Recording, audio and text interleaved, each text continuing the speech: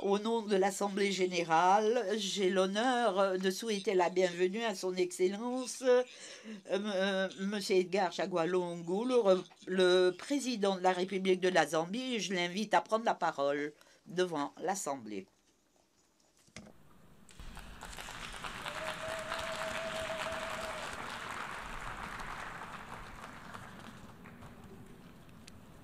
Your Excellency, Excellence, Monsieur Ban Ki-moon, secrétaire général des Nations Unies,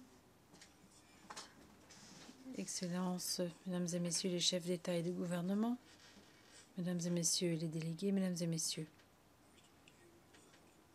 Permettez-moi tout d'abord de commencer en remerciant le secrétaire général d'avoir organisé cette session très importante qui permet de commémorer le 70e anniversaire des Nations Unies. Je profite de l'occasion pour féliciter son Excellence, M. Morgens Lykketoft, à l'occasion de son élection à la présidence de cette session. Il vient du grand pays du Danemark.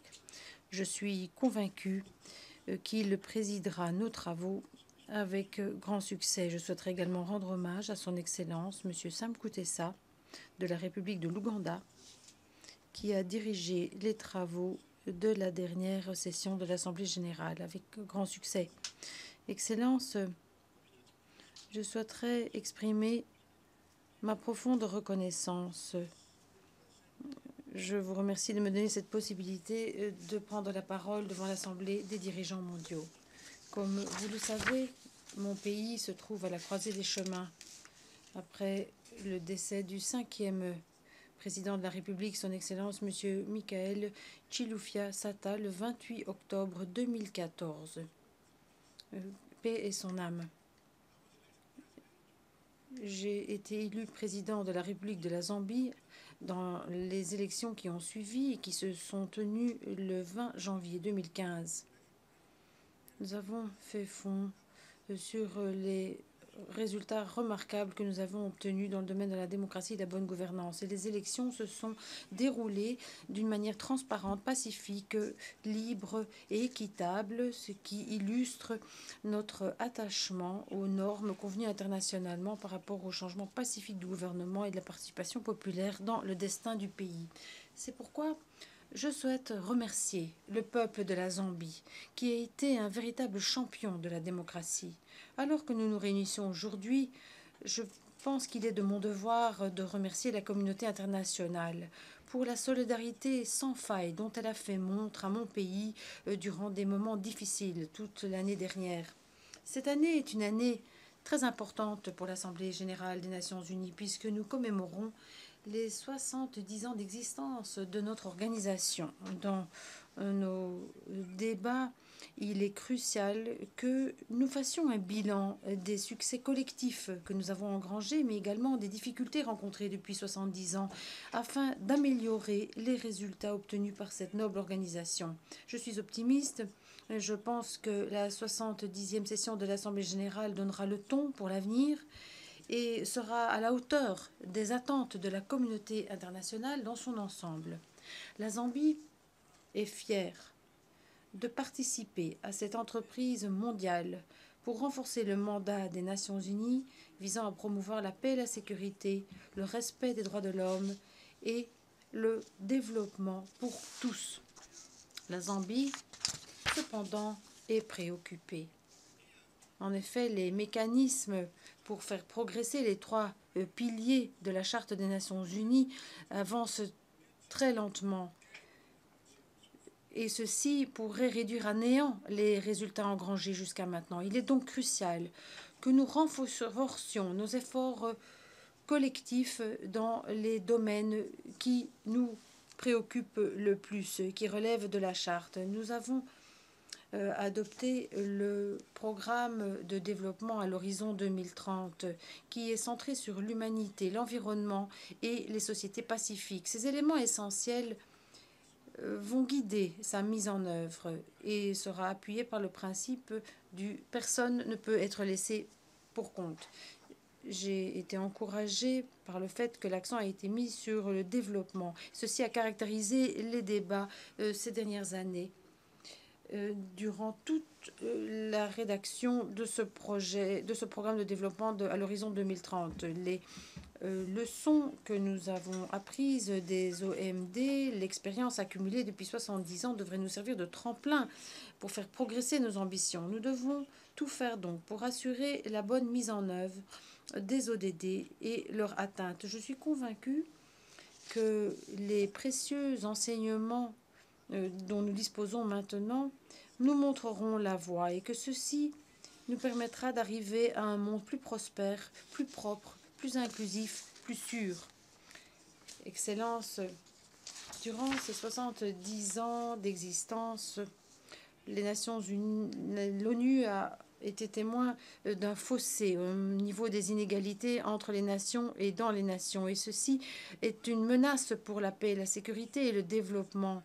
Mon pays attend avec intérêt la mise en œuvre souple du programme de développement à l'horizon 2030 qui veut encourager l'élimination de la pauvreté et créer des emplois pour les jeunes et les femmes, notamment dans les zones rurales. En 70 ans d'existence des Nations Unies, la communauté mondiale aujourd'hui est plus unie que jamais dans sa recherche pour faire progresser la paix et la sécurité. Et pourtant, cette communauté internationale est très divisée concernant la prise de décision pour ce qui est de la paix et de la sécurité mondiale. Durant 70 ans, nous avons vu plus de conflits en Afrique que dans tout autre continent. Et pourtant, durant ces 70 ans d'existence, nous voyons que l'Afrique a été complètement exclue de la prise de décision au sein du Conseil de sécurité, alors que le Conseil est saisi de nombreux points concernant ce continent. Durant ces 70 ans d'existence des Nations Unies, l'Afrique reste le seul pays qui n'est pas représenté au Conseil de sécurité. L'objectif numéro 10 du programme de développement à l'horizon 2030 visant à réduire les inégalités entre les pays ne sera pas atteint si nous ne pouvons pas éliminer les inégalités entre les pays au Conseil de sécurité.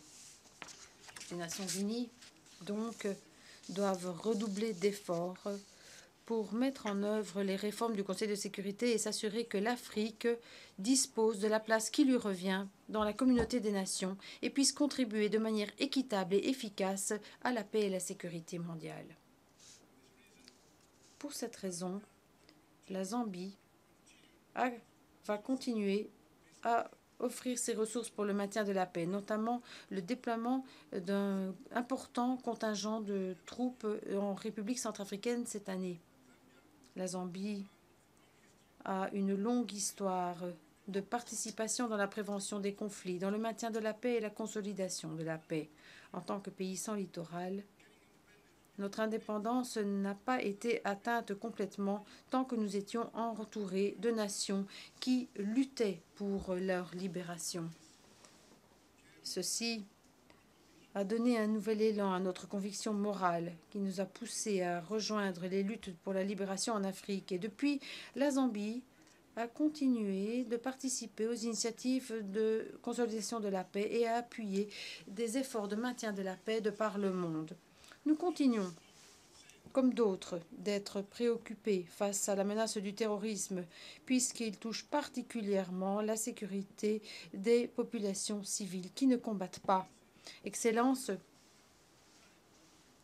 j'ai été encouragée par le fait que l'on ait mis l'accent sur le développement. Ceci a caractérisé le débat durant cette dernière année, non seulement lors des discussions sur les objectifs du développement durable et le programme de développement durable à l'horizon 2030, la Zambie a pu profiter de différentes initiatives visant à atteindre les OMD qui sont issus de la détermination collective d'une génération de dirigeants mondiaux au tournant du millénaire. Mais la plupart des pays ont continué de faire face à de nombreuses difficultés pour arriver au développement et améliorer la qualité de vie de leur population. Les défis sont nombreux, notamment les pénuries d'énergie, les effets du changement climatique. Ces deux éléments sont inextricablement liés lorsque l'on parle de programmes de développement pour des pays comme la Zambie qui dépendent largement de la production d'énergie hydroélectrique. Les modifications des régimes des pluies ont eu une incidence négative sur la production d'énergie dans la plupart de notre pays. Nous avons connu une crise énergétique sans précédent cette année et ceci a eu un coût très élevé en termes de productivité, d'emploi et de revenus. Au-delà de ces limites économiques, les nombreuses ramifications sociales détruisent également notre pays. Il est donc très important de déployer des efforts supplémentaires pour privilégier des stratégies d'atténuation du changement climatique. De plus, les pays en développement font face à d'autres problèmes comme la pauvreté, le chômage, lancinant, notamment chez les jeunes, un développement industriel lent, un commerce interrégional insuffisant, des infrastructures qui ne sont pas adéquates, une productivité trop basse dans l'agriculture et pour ce qui est du cheptel, des soins de santé qui ne sont pas de qualité adéquate et de nombreux problèmes pour avoir accès à l'éducation de qualité.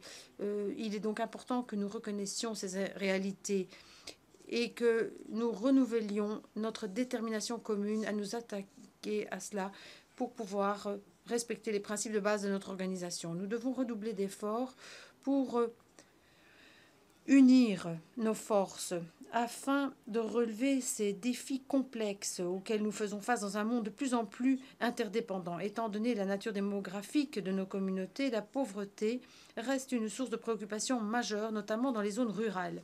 En Zambie, 70% de la population dans les zones rurales dépendent de l'agriculture pour leur survie.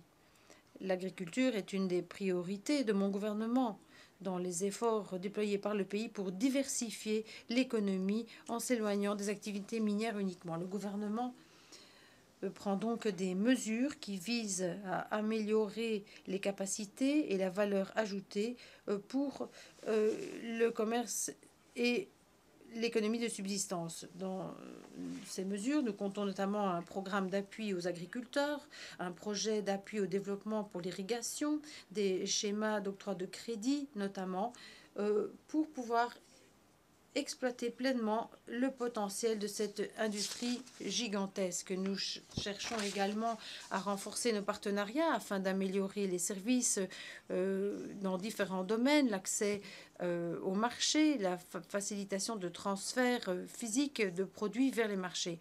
La clé pour le développement en Zambie, c'est l'industrialisation. À cet égard, mon gouvernement a élaboré des mesures afin d'encourager et d'appuyer le développement des industries adéquate, notamment pour ce qui est de la valeur ajoutée, afin d'encourager la transformation économique et d'encourager la participation du secteur privé. L'accent ici a été placé sur des zones qui étaient en retard. Nous avons tenté d'arriver à des niveaux importants de croissance, notamment pour ce qui est de la chaîne de valeur. Notamment, nous avons tenté de renforcer le commerce, attirer les investissements directs étrangers, créer des emplois, lutter contre la pauvreté, promouvoir le développement durable et donc autonomiser nos populations. Mesdames et messieurs, le financement est un des défis majeurs auxquels les pays en développement font face. Nous avons besoin des ressources extérieures pour pouvoir combler cette lacune en matière de financement des projets de développement. Et c'est à la lumière de cela que la conférence des Nations Unies sur le financement pour le développement s'est tenue à Addis Ababa en juillet cette année afin d'élaborer des stratégies pour le financement du développement. La conférence a recommandé plusieurs mesures afin de combler ces lacunes, notamment la nécessité d'exploiter des nouvelles sources de financement, la nécessité d'améliorer les systèmes d'administration fiscale qui devraient être complétés par l'appui international. Nous savons fort bien que mettre en place une infrastructure adéquate est très important dans notre recherche d'élargissement du commerce à l'intérieur de l'Afrique. Et si nous voulons renforcer nos capacités productives, si nous voulons renforcer la compétitivité de l'Afrique sur le marché mondial, à cet égard, nous devons rapidement trouver des sources afin de trouver 100 milliards de dollars dont l'Afrique a besoin annuellement pour financer son développement infrastructurel. Des infrastructures. Il est aussi très important d'un point de vue d'un pays sans littoral en développement de rester engagé par rapport aux décisions du programme d'action de Vienne de 2014. En respectant cet engagement, la Zambie a pu accueillir la réunion des pays en développement sans littoral à Livingstone en juin cette année. Le document final de cette conférence s'est intitulé « L'appel de Livingstone ». J'ai pu présider cette conférence et j'espère que vous trouverez le temps pour prendre connaissance de ce document. Mesdames et messieurs, il convient d'accorder une attention particulière à l'égalité hommes-femmes et à l'autonomisation des femmes. Le rapport d'examen mondial de 2013 montre que 35% des femmes avaient été victimes de violences sexistes et sexuelles. En effet, la Zambie sait que ce problème touche de nombreuses nations, notamment la nôtre, et à cette fin, nous sommes déjà en train de mettre en œuvre des mesures cruciales pour lutter contre ce fléau. Notre approche au développement ne se limite pas à l'économie. Nous continuons de nous concentrer sur tous les piliers du développement. Et je suis heureux de voir que nos dirigeants traditionnels, le système des Nations Unies, les représentants de la société civile ont œuvré sans relâche avec le gouvernement pour lutter pour cette égalité homme-femme au nom de nos femmes et de nos filles.